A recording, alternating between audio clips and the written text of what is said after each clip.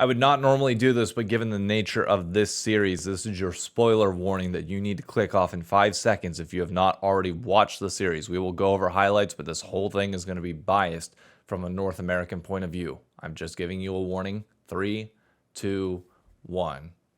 Good morning, North America. How we doing? For Europe, how you feeling? The redness on your ass slowly starting to wear out a little bit.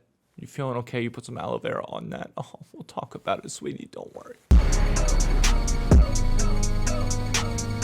Oh, what a good morning to specifically not be French.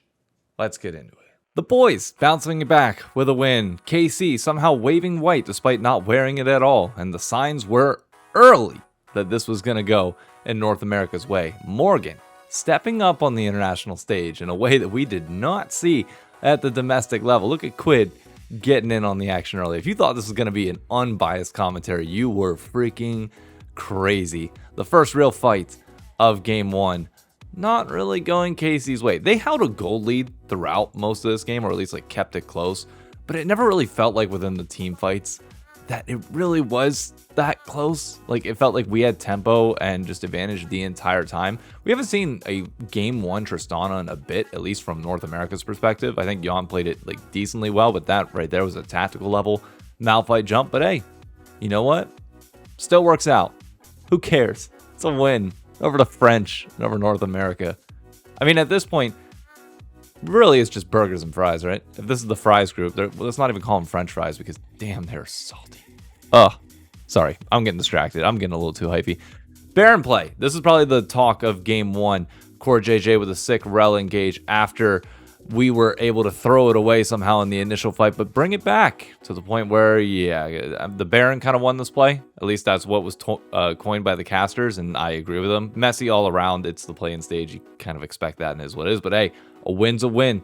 We drive him off Baron, and what do you know? Our reward for that? We get Baron minutes later. With that, able to close out the game pretty cleanly. Quiz Oriana getting better and better. Deathless in game one, which was a massive treat to watch. Morgan on the Gnar, fantastic. And this is now the second series in a row that we've seen Core JJ's rel really step up.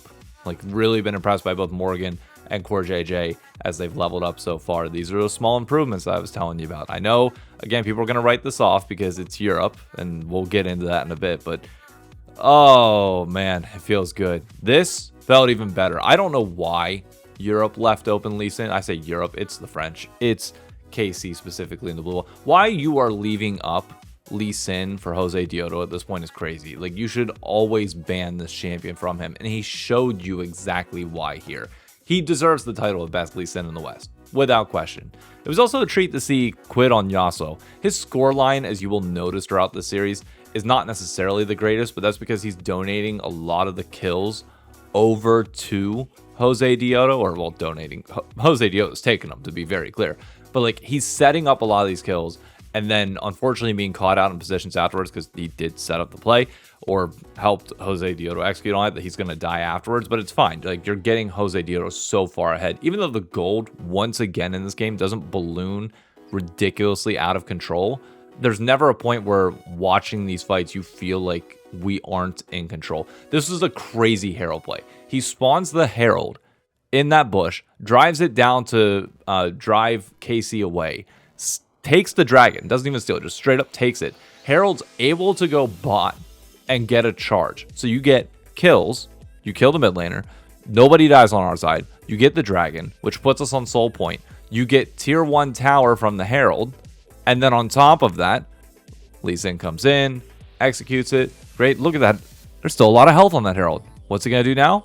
Drive it into tier 2. Like, there's so much value given over to us on this play. It's actually insane. Final real fight of the game as we got soul points.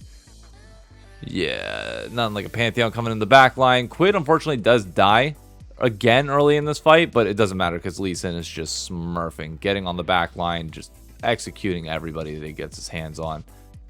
And the game's pretty much over at this point. I mean, once we got soul, it was wrapped. It was GG's. You're not going to be able to survive the burst that Lee Sin has coming for you. But again, Morgan also a great performance. The Pantheon engages were fantastic. And this final play at Elder, it wasn't even a fight. I can't call this a fight. Like, we knew they were coming. Caught him out. Look at Anivia. In no man's land. Oh, Lee Sin Q. Oh, you're dead. Bye-bye. Wiped off the map. And then just push in. Time to end the game. Lee Sin, 13, 0, and 7. Look at that scoreline. That's crazy. That is incredible. That is freer than the French in any battle that they try and face. Oh, man. And this time they even had American help. They had Bucio. They had, like, the one person that you would think would be able to help them get over the line. But, you know, nothing, I guess, overcomes a Reaper draft. As seen in Game 3 as well. The Varus topside. Yeah, that's not going to do much for you, is it? Nope. That's a dead topside. Early lead for TL 3-1. This was probably the most lopsided game that we would see throughout the entire series. Again, you want to see what this Nautilus Senna bot lane. You want to see them put behind. They were never really put all that far behind. And then you just have Olaf who's going to be able to run free as Senna heals him. Nautilus peels for him. Like, what are you going to do here? There's really nothing you can. The mid-game fights just went our way very quickly. And once you have a gold lead with Olaf and he's ahead, we've seen it with contracts. We've now seen it with Jose Dioto. You can't really do much. Nice little bounce house there for Core JJ. Would it ultimately matter? Yeah, what else do you have left? You used everything on that? Congrats. 2 dead. Is it going to be 3? No. He's able to escape. But on top side, yeah, there you go. The third's coming. And 4. Oh, can you get him? Nope. Never mind. He gets away. But it's fine. 13 kills to 4 at this point. Get Baron. Last play of the series. Was hoping this would be a little bit closer than it was. Just for the entertainment value. Not for, obviously, us smashing the French into the ground as they now go a combined score of 5 for North America. 5-1 over KC all time as KC has now been eliminated from MSI at the hands of North America. And they can't blame jet lag this time. Can't blame anything else. It's just bad drafting and bad play. Oh, just a thing of beauty to watch. The final closing seconds of the fight. The Nexus going down. Quid jumping in, hitting the charm. Everybody getting their kills. Oh, it's just a celebration of American freedom, ain't it? So, this now should hopefully put in people's minds permanently that Europe is a one-team region. Okay, and I'm not trying to talk too much shit. I'm just trying to like lay the reality that people have not wanted to accept for a long period of time now. Yes, G2 is the best team in Europe and has historically performed better against every other team around the world. Like they have contended against the first and second seeds out of China and Korea. But you know what every other team in the region has done? Nothing.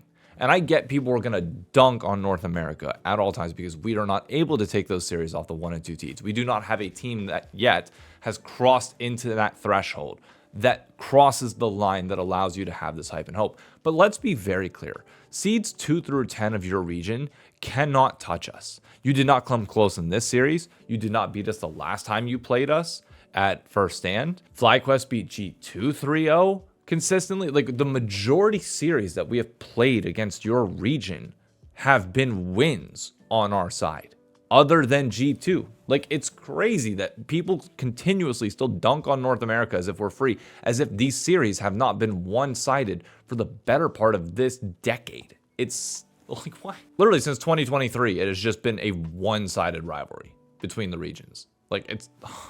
And look, for KC fans, I get it. You should be mad about drafts. They weren't great, but we tried warning you. I've been trying to tell you for a long period of time. This is the point where Reaper starts to fall off. It happens every single time. There's a reason why he's still not the coach of Cloud9 or a North American team at the moment, because we've seen this over and over and over again, that you just hit this spike, this ceiling, and there's not much you can do.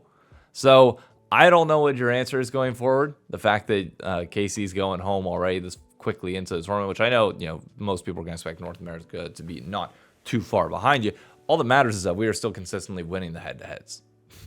Rough tournament for Caliste. I mean, he's still the French phenom, still the French superstar, still a ton of time in his career. People shouldn't be like looking at this as a sign to drop him or get rid of him. Like, this is a guy that is going to be a part of your franchise for a long period of time.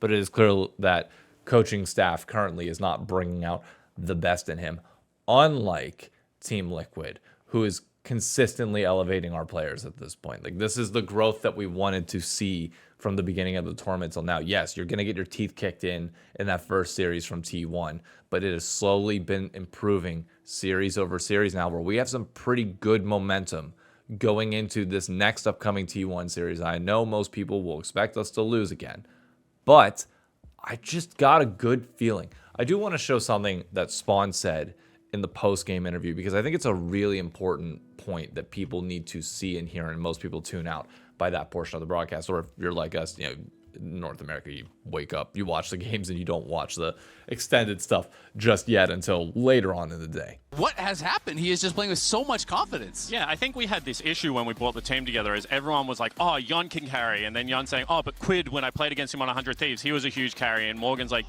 this is how I'm known to play the game, as more a supporting role. And I think that even though we were super talented, we were just doing just enough to do our job and then expecting it to come together. But we've had a lot of conversations about breaking those molds, and just, if you can take over a game, just take over a game. There was even a time in Jose's Lee Sin game where Quid was like, hey, why don't you give me that kill? And Jose's like, just get on the train, buddy. Like, shut up and get on the train. Like, I'm taking this one home. So that has to be everyone's mentality. Yeah. Like, if you have an opportunity to carry a game, you got to pop off. And I think that Morgan's doing that really well. I love, and it is showing, that TL is coaching in a way that the team understands that when somebody gets an advantage in the lane and there is a avenue for them to play through and carry the game, that the team can dynamically adjust within the game and say, yeah, like, it's my turn to carry. I'm going to call that. You're going to respect it, and you're going to let me do it. And having 5 players that all can do that is absolutely crazy, and not something that we've seen for a bit in North America. Well, I guess probably 2020 Cloud9 was kind of like that, but it wasn't as talked about.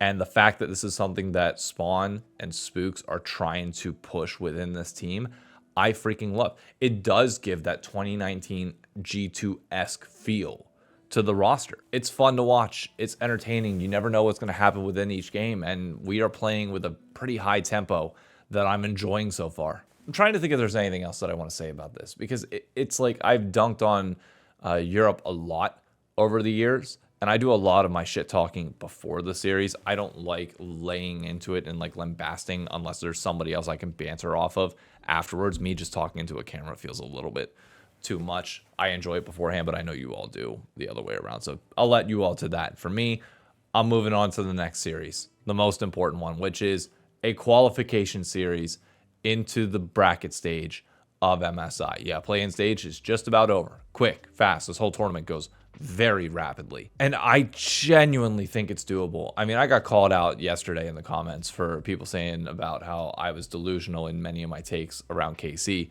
You can call me delusional for this one too, but I think T1's beatable. Like, I'm not just saying that from our original series against them where, yes, we chucked game 2, but also KC chucked game 2, or we made a dumb decision at the beginning of game 3.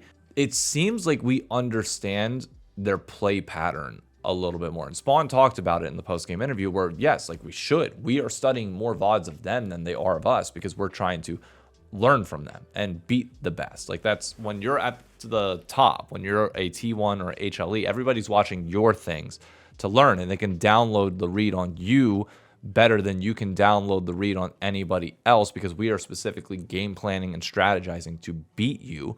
You are just planning to win, which gives you a very unique angle, which I think we saw bits and pieces of, where you are seeing some T1 players get caught out in these games. But the difference between us and them is that when we catch them out, we have to be willing to keep the tempo up. T1 does a very good job of that. They get one pick, they spiral it into Baron. Like, you lose a lot right after you get that singular moment. We are having good eyes for the picks now. We are consistently doing that. But you need that next step to be able to enter the conversation of being able to beat a team like T1. I know it's going to be crazy for me to sit here and say that I think that this could actually be a 4 to 5 game banger, but I think given what you saw in that first series, given the elevation of play that we have seen individually from certain players from TL, yes, I know it was messy at points against KC, it was messy against DCG, but it feels like TL can really play to the level of our opponents, and we can elevate ourselves in this moment to step up to where we need to be to at least put ourselves in the position to try and capitalize on the moments that we need to and possibly take some games.